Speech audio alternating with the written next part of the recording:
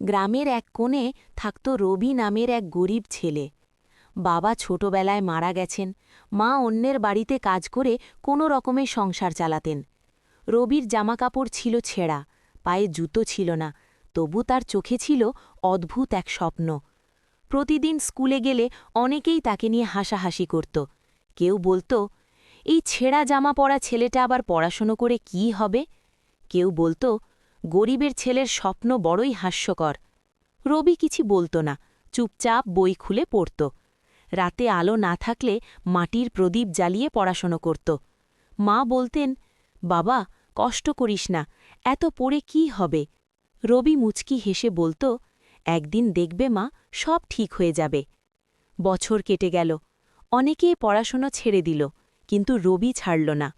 অভাব, উপহাস, ক্লান্তি সব কিছুর মধ্যেও সে এগিয়ে চলল।